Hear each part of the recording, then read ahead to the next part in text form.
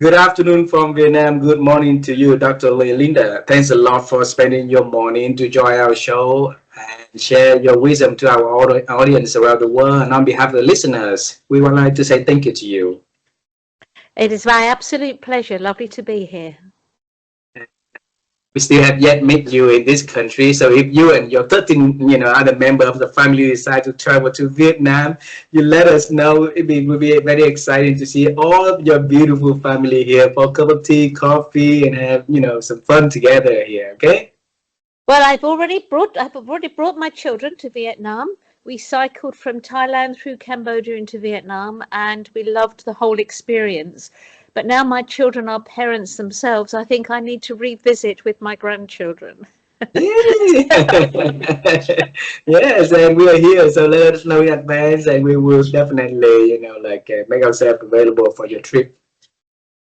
Yeah, be great fun. I'm very much I'm an adventure traveler, and it's my way of trying to understand why people do what they do in all cultures. Mm. So I have traveled extensively over the years, and I'm very much want to include my grandchildren in that, but they're very tiny at the moment. So it's early days. So with parent permission, as they get bigger, I will start to get further afield, just so that they understand how other children live on this planet. Beautiful. And Vivian and I had the same dream. We had a lot of late night talks and say, okay, if my children gonna have their, family and have their grandchildren, what can we do as, like grandpa and grandma?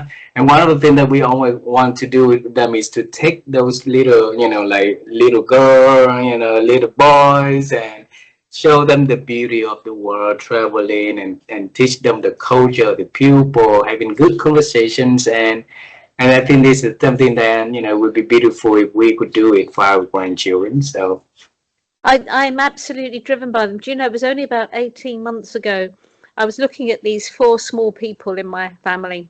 mm, And I just thought, what is the world going to be like when you're my age? And I really got upset. And I thought, right, what can you do, Lynda? What can you do to help the world, if you like? And it sounds awfully grand, but that's how I was thinking. What can we do to help the next generation, the little people coming through? And that is what uh, has now driven my work completely since we last spoke. I'm very much focused on helping them understand and be resourceful on this planet, because that's what they need is resourcefulness. And helping them do that, of course, part of the traveling is understanding other people so that there's less conflict. wow. Since young age, you always have a lot of questions about life, about other people, about the world, right? And this conversation is going to pick up on your wisdom, the journey that leading to what you do today. And you came to our country, our culture, the people here is very warm and it's very honored if we can have you to share a little bit of who you are and what you do in the general for our audience to know. Yeah, I mean, I get terribly frustrated by governments, all governments, is that they don't seem to look abroad to other countries to see what's successful, what they're doing right. Because then surely a country, if another country is doing very well at something, that's a template to maybe consider for yourselves. That could be something to consider. Well, actually, if they're doing well at that, why are they doing well at that? Is that something that we could emulate? We could copy in some way?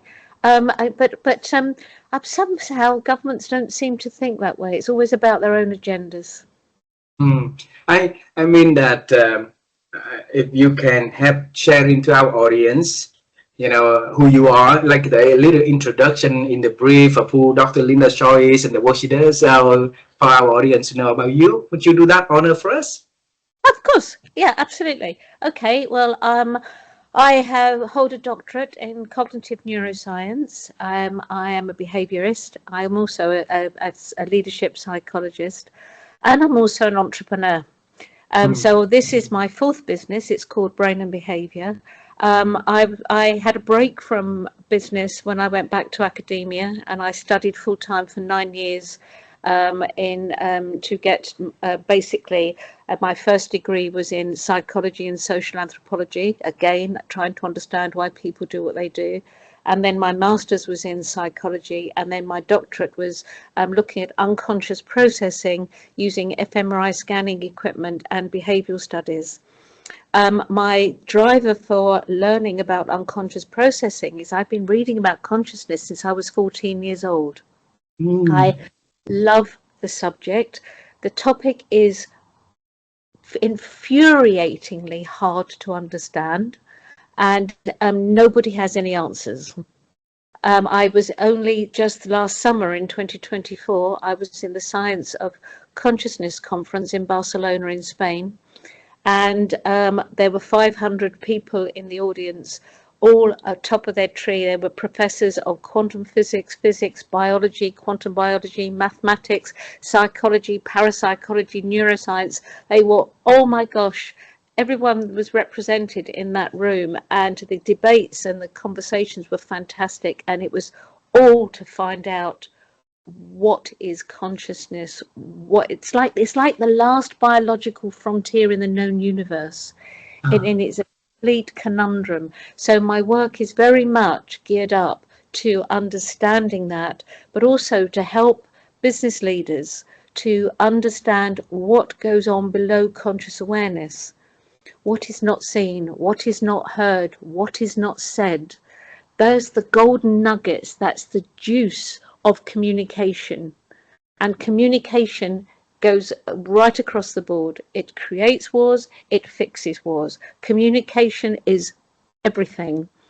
So if we can, in business, be able to communicate better with people by understanding what is going on below conscious awareness, and equally in extracting the unconscious ideas that people have. They don't even know they're having genius ideas, and it's those ideas that can actually make a massive difference to this planet.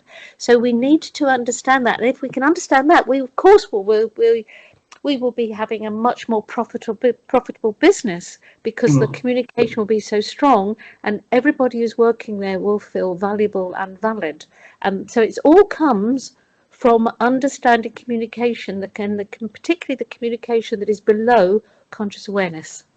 That's me. You introduced to us in less than 2 minutes with the topic of your love and your work for many years. That's not fair for us, Lynda. All right, so we're gonna travel time together, and I share with you. We interview over 1,200 people around the world, 100 countries, 7 continents, right? And only 2 persons that had a dream at young age wanted to become a nun. You were one of the 2. and if I remember correctly, that was because you want to have sisters in your life, and being a nun is the way that for you to to have that community of sisters surrounding, right? And at 14 years old, like, you could be interested to so many different topics in the world, science, like whatever it was, and I could be, right? Why the consciousness science? Why? I think even at the young age of 14, that's so long ago now, and even today, and even more so today, I get very frustrated at the futility of the things we worry about. Oh. I get very frustrated at people arguing and unfriending people on social media because they happen to disagree with you. That is debate. That is where you get to learn things, when you debate stuff. You don't unfriend people. So people seem to be spending so much time, and always have done, wading through like black molasses or treacle or this dark sticky stuff. They're wading through shallow nonsense and not rising above that and thinking of the bigger pictures. If we don't entrench ourselves in this tiny craziness that we all occupy our minds with, we are awesome. We are an astonishing species, but we sabotage ourselves with nonsense. So consciousness is a topic that rises above everything. It's a topic that is, oh my gosh, it goes in so many different places. It's the big questions. It's the stuff where we are a human species and we're all thinking in the same way, not actually thinking differently and hurting one another. So it rises above human weakness, and we can enhance that and we can encapsulate that in our everyday lives. That's why I believe that's why I started thinking about it and reading about it when I was 14. I mean, as a child, my father, his company would on the Christmas time here in the UK, there would be a Christmas party for the people who have retired from the company.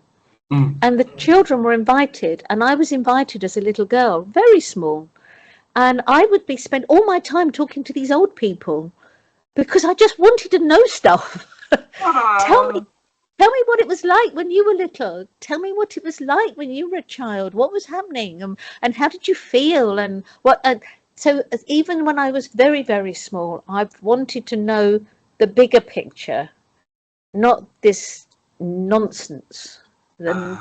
Sorry, you've got me on a very passionate topic. So. Oh, me too. I love to hear, the wisdom from you. So absolutely keep sharing.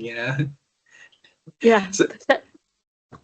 So that curiosity, if you trace back into your family, right, is that coming from your mom, your dad, or who's that? Where is that? See the idea, coming from? I think my father was a man born before his time, and before time caught up with him. He was he was brought up to be very religious in the UK. He was a choir boy. He was a boy soprano. He sang solo at St Paul's Cathedral in London. He was had to go to church 3 times a day. And then he went to the Second World War. He was at the end of the Second World War when he was 18, and he denounced all religion because he just thought we were then cannon fodder. But he used to say there is only one true religion, and that's Buddhism, because people relinquished all their wealth and that. So my dad, and he always used to say things like, everybody needs a quiet time during the day, because these days we say the word meditation. Dad didn't use those words, but so he was very much. Yeah, he did. He was very philosophical when he thought deeply. My mother was very naughty. she had such a naughty sense of humour. So my mum was great fun, but she was also extremely fair and extremely kind and very well balanced. So that was my upbringing, really. So my dad was very philosophical and extremely generous of spirit, and he would give you anything. Mum was a little bit more frugal. She was sensible, and but it's still generous and great fun to be with. So that was my upbringing. So from 14 years old, having the desire of understanding more about the world, about the consciousness, right? And you enter into the world of work in different industry at all. Like I remember you become a cabin crew so that you can fulfill the desire of traveling, and life taking you to different paths. So since at what age did you go back onto the love that you've been exploring at 14? The learning I experienced when I was 14? Yeah, go back onto psychology, go back into deeper. What brought you to come back? Okay. Well, I think I was I was not happy at school because I just didn't want to learn what everyone was doing, which is very naughty of me. But I was bored with the school, and the children were doing things I didn't particularly want to do. So I had one best friend at school, and we're still close to this day. We're very good friends to this day. And she has said to me, even recently, her name is Josephine. She has said to me, I call her Jo. She said, "Lynda, you were always odd at school." I went, "Thanks, thanks a bunch." I was all odd at school, but I think it's because I don't know. I seem to think differently from a lot of the kids. So what did I learn by that? I thought that I wasn't very intelligent because I didn't want to be at school particularly. Did go to stay to school, and of course you do. But I thought I wasn't very intelligent and I didn't really fit in. So the psychology of me growing up in my teenage years was not particularly happy. Mm. But it was only because I was trying to find myself. I Ah. didn't know who I was. And I think that goes for an awful lot of young teenagers.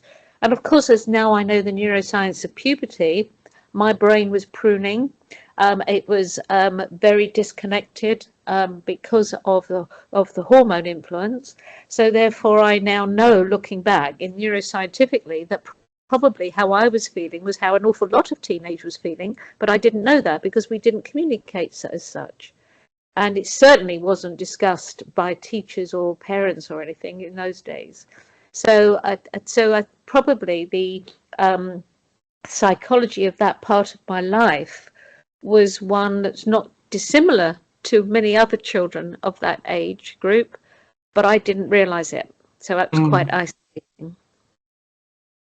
So you came back to school later in life to figure out the answer for yourself first, right? I So did. what brought you to go back in life out of the busy world that you've been already been having? Um, what brought me back to academia was Yeah. that I had when my children were small, I went climbing in the Himalayas in Oh. Nepal, and I had what one could describe as an epiphany, a very amazing experience, because my father had died quite recently, and he always used to say, Linda, if you ever want to go anywhere spiritual, go to the Himalayas. And I had this opportunity after my dad died, and I jumped at the chance. So I went up there, and it was actually whilst I was up there, it was the anniversary of my father's birthday, and the monks opened one of the monasteries for me, a small one up in the hills, and they did a ceremony, and I was blown away, absolutely blown away. And when I came back to the UK, I didn't want to be here at all. I wanted to be back in the mountains, and I would stare at firelight. I would stare out of the window. I just didn't want to be here. And you have to remember at that time, I was an only child of a widowed mother, newly widowed mother. I was a wife and a mother of two children. So I was not of service to my family. In fact, I was a damn nuisance. So I was, after 3 months of not integrating properly, I realized I was hurting them. So Mm. I took myself off to night school, so I did an A level, which is what we do in the UK between 16 and 18 years old. I did an A level, and I thought, oh, I like this. I really Oh. like this. So that's when I decided to go to university. But I only wanted to study social anthropology because I wanted to understand different cultures and why people do what they do. But I had to go to university near my home because my children were small, and I had to do school runs and everything. So I chose a university that insisted I did a second topic, and that topic was psychology. So halfway through the course, anthropology was so hard because it's life, and I thought, I can't do this. It's really difficult. And then psychology I found easy. So I went on then and I studied psychology. I did master's psychology. My supervisor in my master's was a chap who was extremely intelligent, very, very bright man. He was a neurophysicist of vision. And I looked up his biography at in the university website, and at the very bottom was the word consciousness of his talents. And I went, oh my God, that's so exciting. His name's Michael. And I went to Michael, I said, would you supervise a PhD in consciousness? And he said, yes. So there you go. So I kept going. So my love, I did a full circle. I swear to you now, I honestly believe if my dad hadn't died when he did, I would not have a doctorate in neuroscience. Wow. I totally didn't have this, understanding of your stories until this conversation today, because this completely new from last time. So you were supervised by a teacher, and then on his biography it said consciousness, and that clicked back onto the 14 years old curiosity long ago, right? And our conversation is designed to help people to have that epiphany moment. Linda. Yeah, Yeah. because we want to help the people, because I think that the moment of, eureka moment can happen any moment in life if we keep, looking for the unseen, unheard, like you said earlier. So bring me to the moment that you get the temple in the Himalaya, right? And you say that is it totally, like wow you. What exactly that happened back then, Linda? What, at which point? When I received my, when I awarded my Let doctorate, or I move it, to the moment earlier, to the PhD, the moment that you went to the Himalaya and one of the, the monks, the temple opened and you joined one of the ceremonies there, and you say it totally changed you. So what happened back then? back in that temple, because it Mm. was they opened it deliberately and kindly because it was my father's birthday. So it was just a ceremony for me, and it was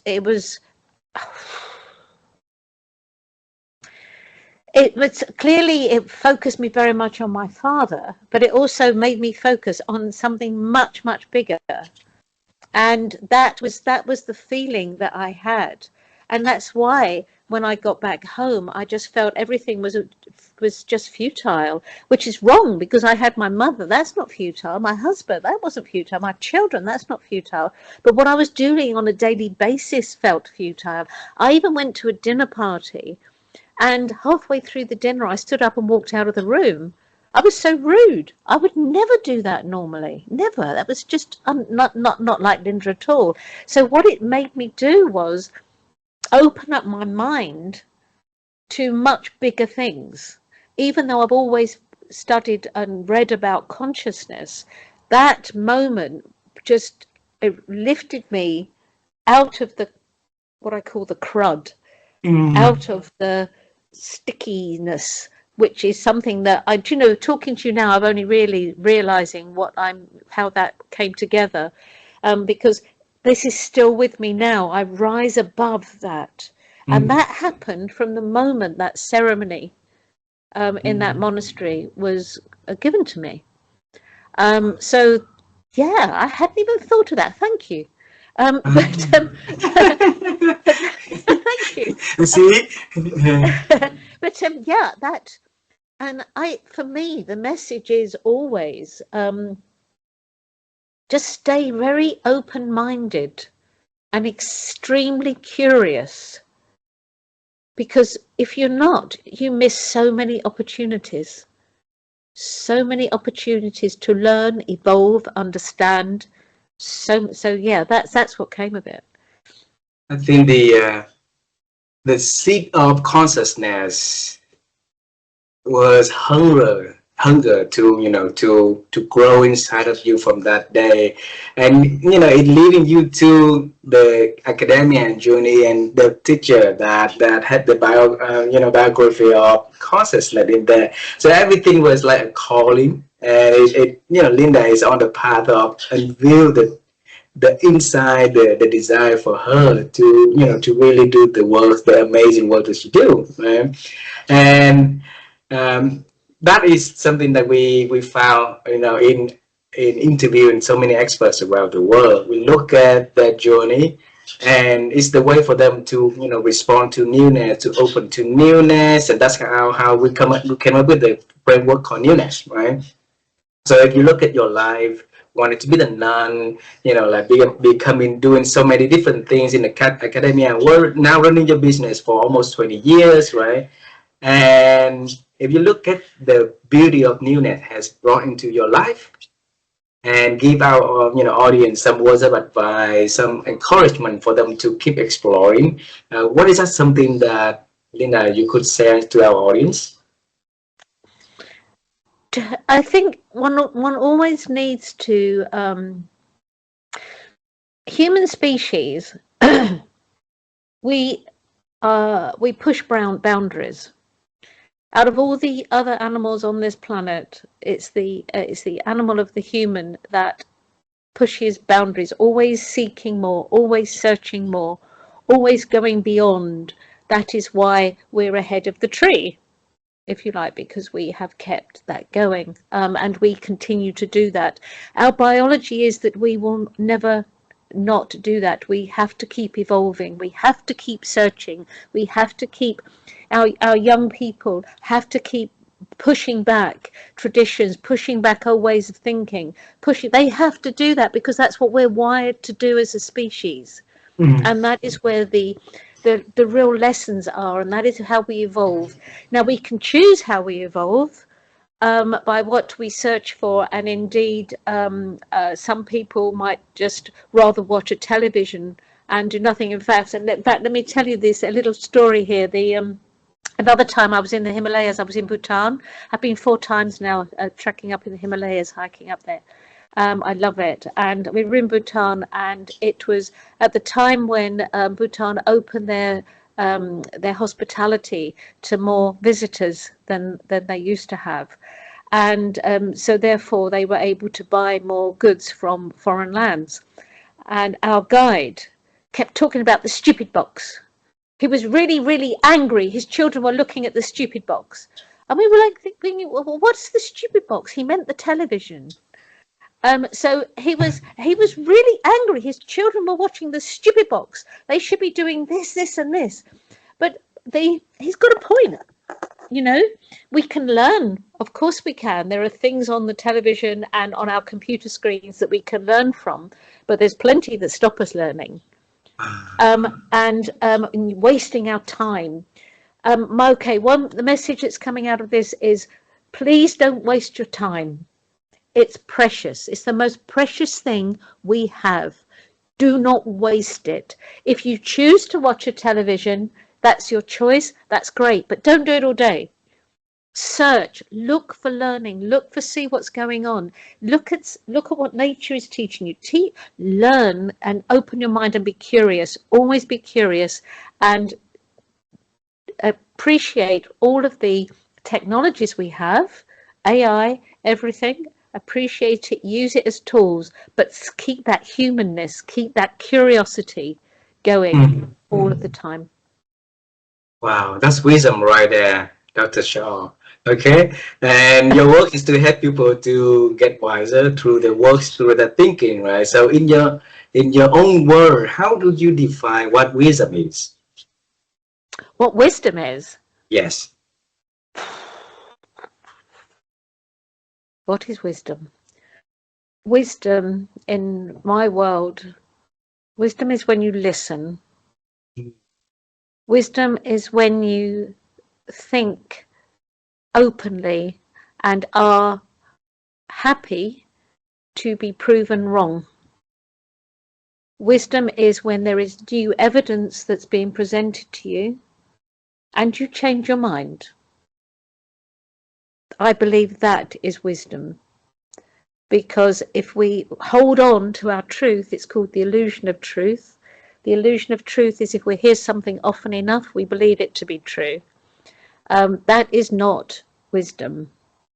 That is just advertising. To remember your experiences, because we only have our personal perception as our own reality. That is the only reality, personal reality we have, is our perception. Our perception is based on our experiences so far and our learnings and knowledge so far, and we will evaluate the new experience based upon those experiences, and that is how we gain more truth. But we only evaluate that based on our experiences, which means that we can be biased, we can be wrong. So our wisdom is that we will listen to new stuff and evaluate it on our experiences so far, our perceptions so far. We look at new evidence and we weigh up and think, do you know what? They've got a point. I see what they're saying. And we change our mind. That, to me, is true wisdom. See, that's newness right there that you mentioned. New idea, new perspective, new things to replace the old, to check on the old things, right? And listening, is a very basic thing that, you have, me have, or our children are having. But why is that so hard for us now? So many people are starting to learn how to properly listen again, Dr. Shaw. I think a lot of people are afraid of being wrong, Ah, and they're afraid of change. So therefore, they don't want new ideas to change them. But here's the interesting thing for me. Interesting thing is that people say, "Oh, the brain doesn't like change. It doesn't do change." Well, here's the news: the brain is change. mm, Okay, we change all of the time. Our blood pressure changes all of the time. Whether we're thirsty, whether we're not thirsty, whether we're hungry, whether we're not hungry. We are completely in a state of change. We are laying down new neural pathways. The synapses are developing, and everything. The brain is changing. Neuroplasticity is making sure of that. We are change. I believe what we do not like is uncertainty. The brain, if there are gaps in information in our brain, we will make up that information. We will glean it, excuse me, we will glean it from any source of information that we can find. If you, I definitely here in the UK, when COVID first happened, and we weren't allowed out of our homes, we were looking at the news, we were on social media, we were on the telephone, we were on Facebook, we were on Zoom, we were on LinkedIn, and anything trying mm, to find out information. The brain needed to fill those gaps in information, because when those gaps are there, the brain gets very anxious. It's a very anxious time for the human brain, so it feeds anxiety. So when we were trying to listen and find out in this information to fill those gaps to help us feel better, we were listening to the wrong places. We were listening, getting that information from the wrong sources, because actually nobody knew the answers. mm, It was all new, right? Everything was new. So it was all brand new. So therefore that information that we were filling our brain with, because we were deciding, we were going, I've listened to 10 lots of information, but my experience is this. I'm going to take that one as my truth, and I'm going to hold on to it because that makes me feel better. So therefore we're holding on to that because we don't want to be uncertain again, because then we will feel anxious again, because that means there's more gaps in the information in the brain. So it's uncertainty that is the issue. The problem is our world is changing so much and so quickly, faster than history has ever shown before, that mm. we are living in a constant state of uncertainty. So it is wise for us to actually realize that when the brain is uncertain, that's when it's open to innovation. That is when we come up with creative ideas. That is when we are working at our best. So actually, if we relax into the uncertainty and think to ourselves, right, okay, I have no idea what's going on, but what could this mean? What is it that, where could we go with this? What is it that could be really interesting? And that is when we get those genius ideas. That is when people who have no idea they could have a genius idea get one, because that is when the brain is working really, really well. So it is, people hold on to these old way of thinkings from fear of change, but they are change. And okay, so it's the fear of the uncertainty, it's fear of the gaps in our information. Please don't hold on to old ideas. Open your mind up Mm. and go with the way this planet is moving, the way societies are moving, because you can't resist it. Resisting it is a hiding to nowhere. You will destroy yourself. Mm. I Wow. don't suggest that you jump in and think, okay, that's all new and cause harm. No, think, open your mind up and see what other opportunities are going, see what other countries are doing, see that what other cultures are doing, see what is going on, and take that information on board and change your mind. I know, Lynda, you open a reservoir of our interest is the to help people to improve their ability to think. And one of the way that we do that is to ask experts who join our program so that, our listener will be able to pick something through conversation like this to apply in their life, right? Instead of reinventing something new for themselves. So the question we want to ask you is, how have you been growing and expanding your ability to think? Oh heavens, yeah, I can't stop. How do you do that? I drive my family crazy. I'll say, I've been thinking. They go, oh no. It's like, I had an idea. Oh no, here she goes again. I can't. I have a million ideas a day.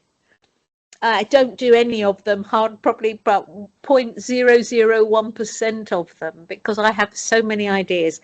This is why I mentor people, leadership people, talented leaders, because I can help them come up with these great ideas, Hmm. because that's what I do. I can't help myself.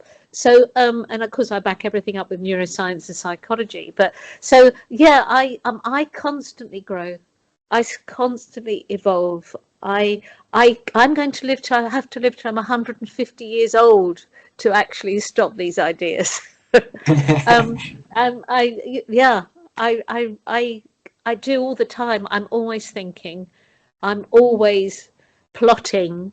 I'm always coming up with new adventures and new ideas. Always. What do you do to expand that capacity? Why so many people out there? It's hard for them to think up one good idea or two good ideas. You have like 1,000 ideas a day.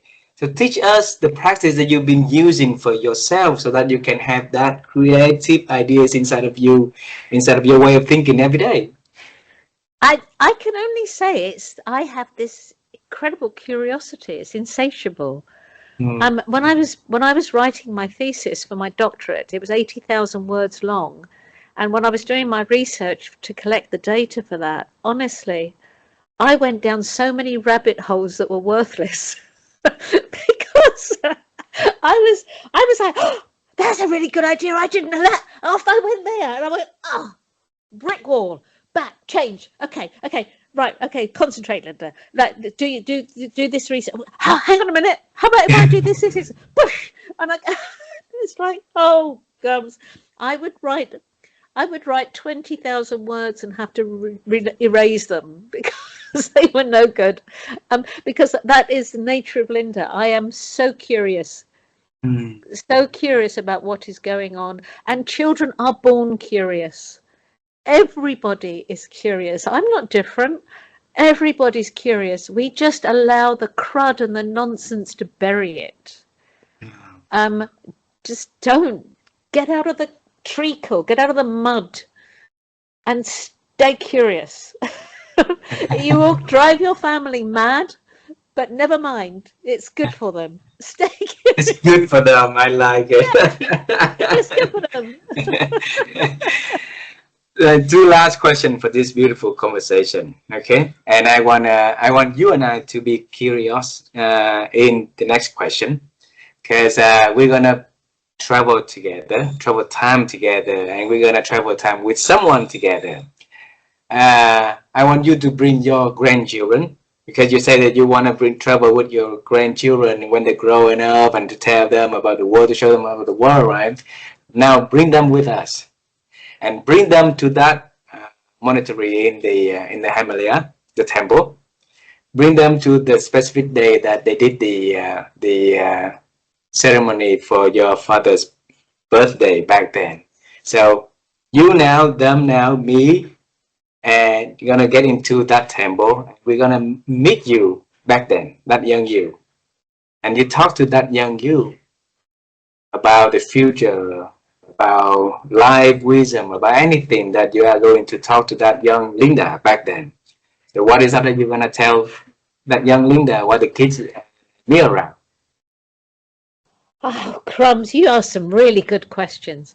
I would be saying to them, lighten up and have some fun. Because this world can make you extremely serious. And of course, some things are extremely serious, but some things are not. So when you have a window between being very serious, things happen, bereavement, illness, very serious things happen. Between those times, lighten up and have fun, because when you put the brain in a pleasurable state, we're the most efficient and effective we can be. And the best way of putting the brain in a pleasurable state is with kindness, generosity, and altruism. So have fun, enjoy other people, be kind to them, and everything will work out. Beautiful. Last question. Okay. Let's travel to the future. Okay. Let's, what is the theme for 2026, the one thing that Dr. Lynda Shaw is focusing on improving, expanding, growing. What is that you want to share with us so that we can learn from you and from your wisdom, from your plan, and celebrate with you also? What, from 2026 or Yeah, way this in the year. this year? Anything now to the future, and one thing that you want to share with us? Yes. Okay. What I want to share, what I'm working on this year Mm. is I have I when I received my doctorate, which was 18 years ago, but I first got um, the idea for my doctorate well over 20 years ago, and I wanted to be a very tiny thread between science and spirituality. I haven't talked about that until the last few months because I thought the world wasn't ready to hear of it. Business people weren't ready to hear about it.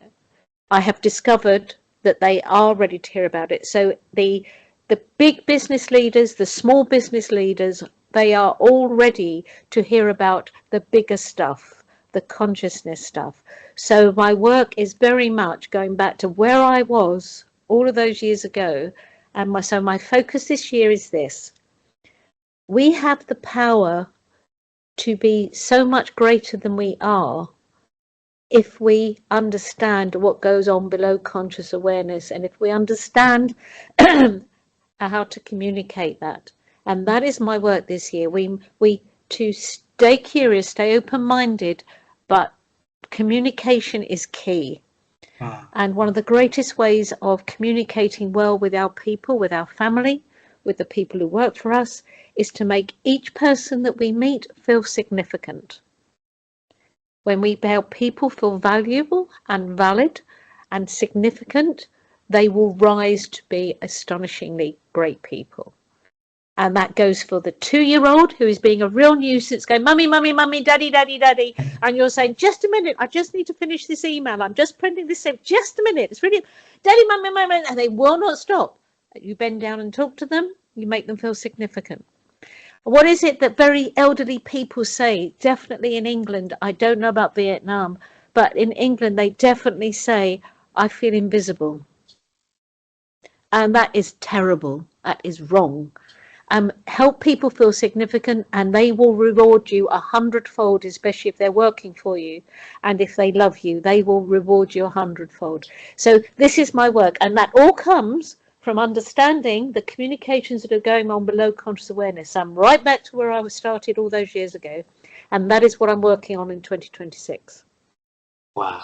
Lynda, I appreciate you bring that topic up, and I wish that 2026 you will bring more of that works to create impacts to the leaders or the managers or organizations so that they can impact not only themselves, the people they lead, but they bring that home, right? And the butterfly effects that will create, a lot of impact around the world. Because imagine if we can make one person next to us feel significant, how that person gonna have the day and lead the day, right? And if so many people can do the same thing, how beautiful this beautiful world could become. So I really appreciate you spending your morning joining and sharing your wisdom into this conversation. We love you a lot here, and we look forward to meet you and your beautiful family in this country, Dr. Shaw. Okay. Thank you so much. I've thoroughly enjoyed our conversation. I hope your listeners have as well. I really appreciated your questions. They were very different. Thank you. Thank you very much. Have a beautiful day. Happy New Year to you and yours, and send our love and kiss to everyone there. Okay, Happy New Year to you. Bye-bye now. Bye.